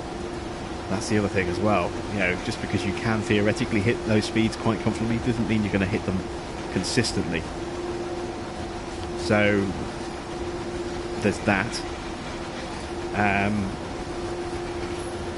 Then there is the fact that, you know, if your internet service goes down, as internet services are notoriously unreliable and do just crap out from time to time, all of a sudden you can't play games at all, because you can't connect to the system to stream the game. Then there's the costs as well. You know, if you have to upgrade your internet to be able to afford it, then you've got increased expenses in just buying an internet package on top of the rental fee or subscription service fee for Stadia itself. So it could end up being quite expensive in terms of just your monthly income. And look at it this way as well. I mean, with things as they are at the moment, if you want to play a game, you just stick it in the drive and you play whatever you want, whenever you want, wherever you want. No issues whatsoever. All you need is a unit and a TV screen of some kind, or a monitor.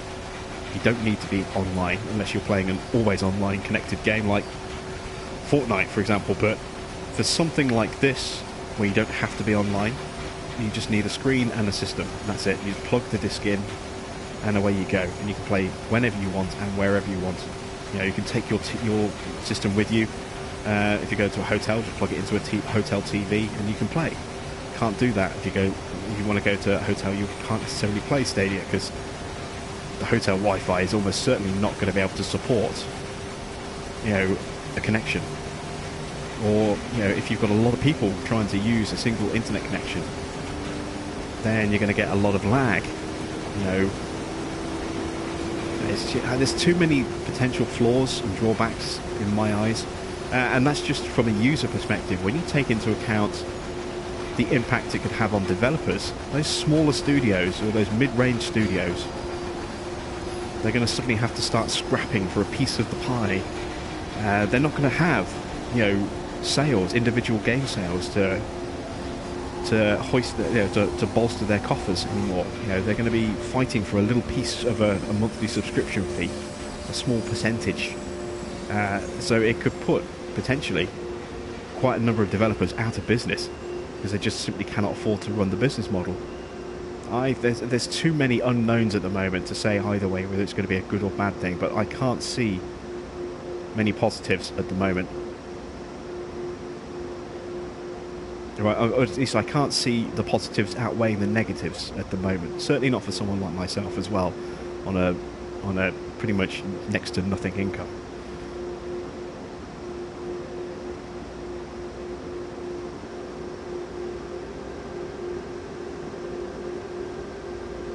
What if they had TSW in VR? I don't really think it's really that necessary, a game that needs VR support. I mean, a lot of the time, you know, if you want to drive in cab, then you just do this. You know, I mean, you could look around, but it wouldn't change the game that much. And if you want to drive outside of the cab, as I like to do a lot, then VR is pointless. So this isn't really a game that I think is, you know, where VR is particularly necessary. It's one of those nice little things to have, but, you know, it's not a high priority for this game.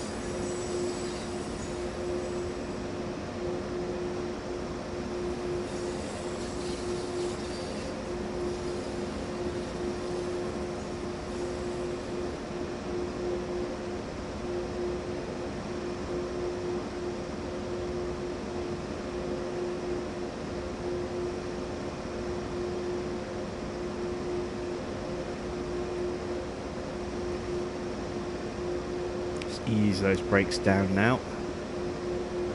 Start to slow down. That last couple of 100 yards.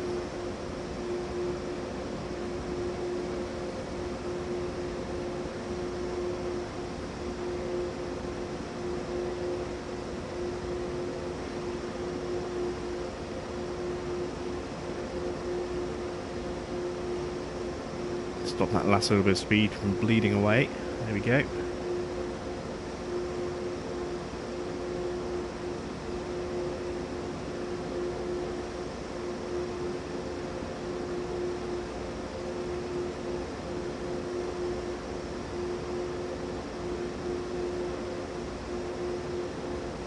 The other thing that really worries me about Stadia is the potential to see an explosion in microtransactions in games. You know, and I really don't want to be living in a world where that's the norm, where every game has microtransactions. You know, I'm not a fan of them at all. You know, I think it's any game that, you know, offers microtransactions as a shortcut, you know, is one thing, but, you know, any game that offers microtransactions as a pay-to-win mechanic, as so many games are starting to do, is just a bad thing. And I want to see a lot less of it, not more of it.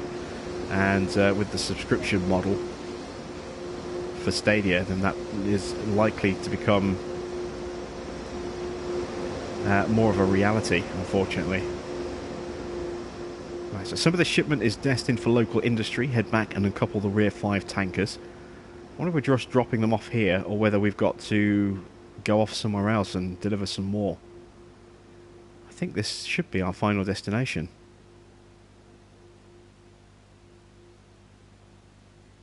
I really hope more countries take on microtransactions, like Belgium has done. Belgium has outlawed microtransactions completely.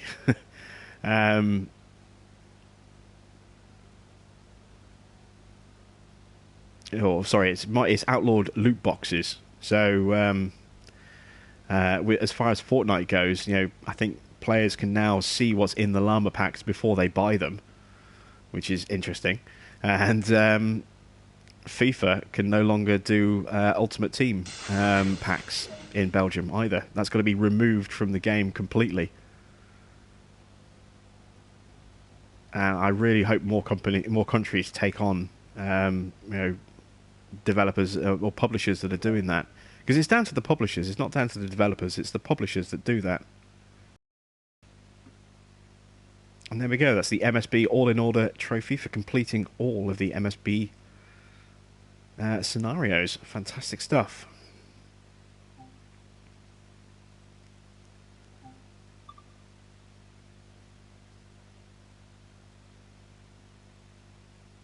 Yeah, I think if there's going to be microtransactions, they should only be for cosmetic things. They shouldn't be for anything that can impact or affect gameplay. Being able to buy super powerful weapons just for spending a couple of quid is bad, because you know, those people that are competitive, you know, don't want to try and do it, you know, don't necessarily want to do it, or might feel compelled to do it because everybody else is buying the guns and is brutally murdering them with every time. So they feel that they have to buy them just to stay competitive.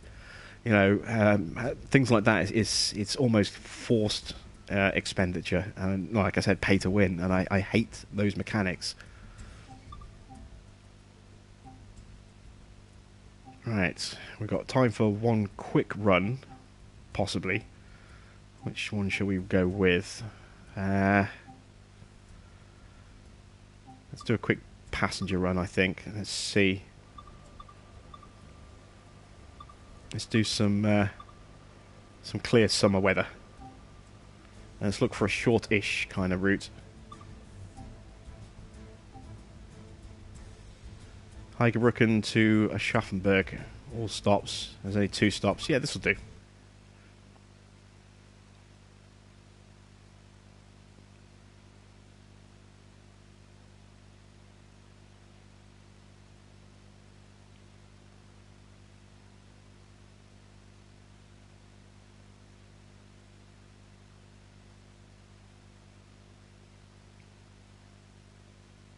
You hear all these horror stories of, parents, chastising their children for spending, hundreds or thousands of pounds on FIFA Ultimate points, or, microtransactions in games to get resources. And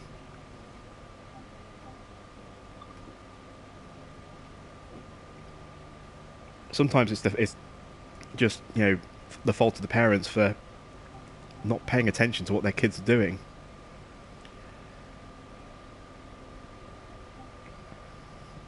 Why are they not unlocking?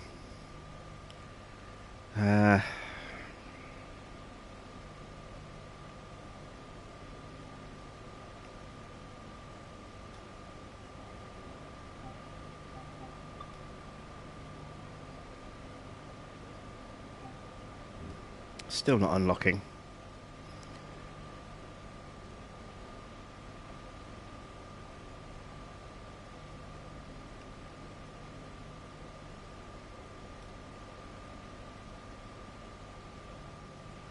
My wipers, my emergency brake.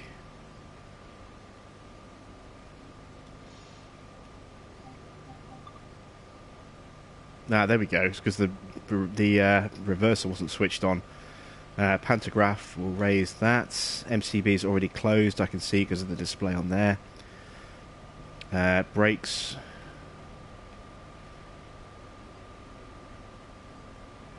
Are released. Get the passengers on board. Get the cab lights on, because we're about to go through a tunnel and I'd like to see what I'm doing. Alright, take it easy, Marcus. Thanks for stopping in. Leave those lights alone. Alright, I think we're good to go.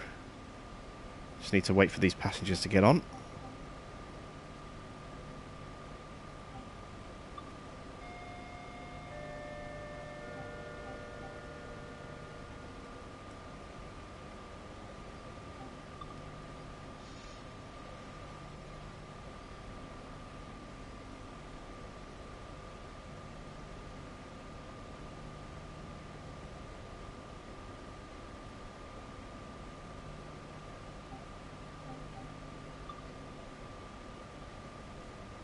There we go. Right.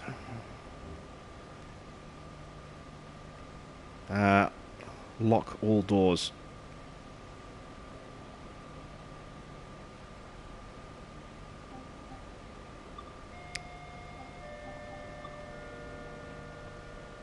Come on. There we go. Finally, we can get underway.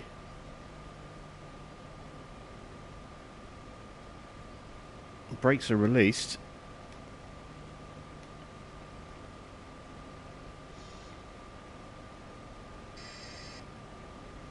Get the brakes charged, that might be the problem.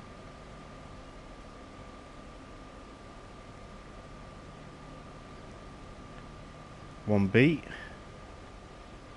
Is parking brake on? Where is the parking brake on this? Is there a parking brake?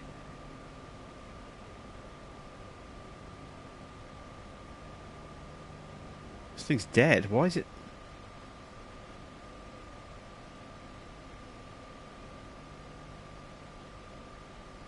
Pantograph is up. The MCB is closed.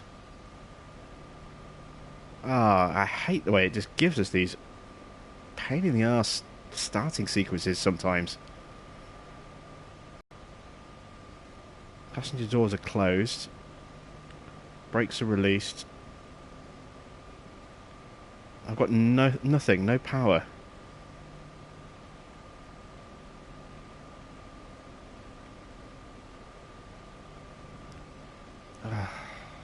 Damn it.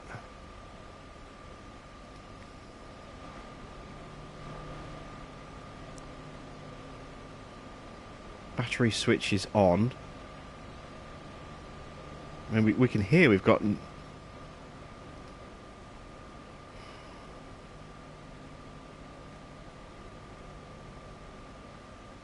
Why won't this thing move? Why does it keep doing this to me? Is there a parking brake that needs to be pressed? Is that the problem?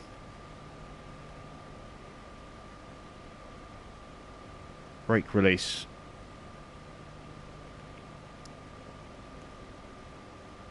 Released. Okay.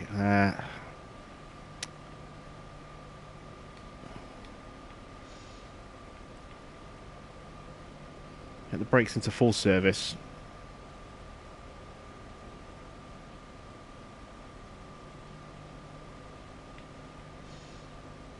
Into 1B. I don't think they're discharging properly for some reason. Try the reverser. Yeah, it's reverser neutral. Back into forward. I'm looking at my brake pressure valve and it's still high. It's still really high. The brakes are locked on. And I don't know why.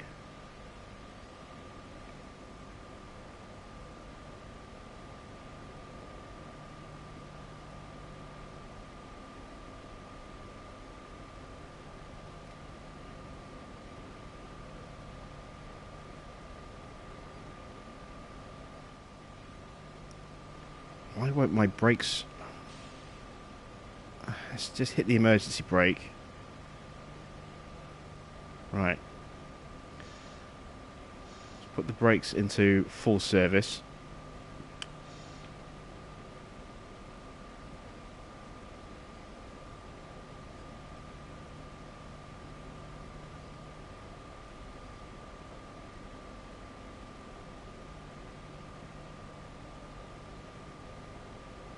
Now we'll put them into 1B. This is how we normally charge the brakes on this, and it's just not.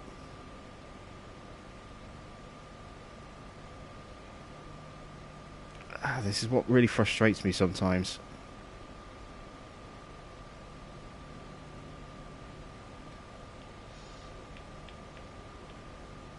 So I've got my emergency there. I want to put them back in full service and get them charged up again.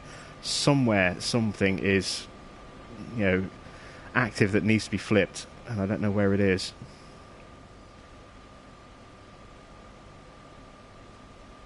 See, the emergency brake there is released as well. It's not the wipers.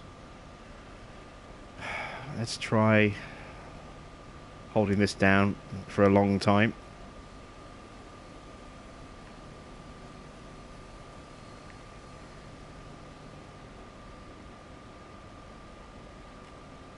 This is where the game gets really frustrating. Is when it does things like this and you don't know why. You don't know what that one thing is that you're missing to do. It just says off you go, and yeah, this is where it gets frustrating. This is where it gets very frustrating. I think I might just call it a day. All these switches and I can't see the one that I need.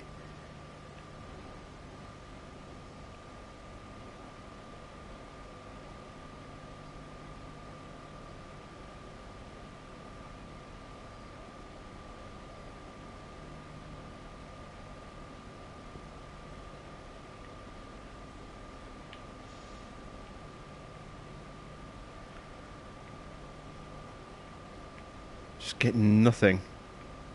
No power. No ampage, no nothing. Yeah, I'm just going to call it a day. We're going to end the stream here before I get too frustrated and start complaining and swearing. We've finished the scenarios off. We'll put this DLC away for a little while, and next time out we're going to go back to running the Transpennine pack, because I want to run that one again. It's been a little while, so that's what we'll do next Tuesday. Don't forget, of course, as always, plenty of videos through the week to keep you busy. Farm Sim and City Skylines and Genesis Alpha 1, and also Railway Empire as well. And of course, we are doing our live stream series where we're building a city, live on the channel every Sunday, City Sundays, from 6 PM UK time. So that's it from me. Thanks for watching. I am Jim Bob, and I'll be back next Sunday with another live stream.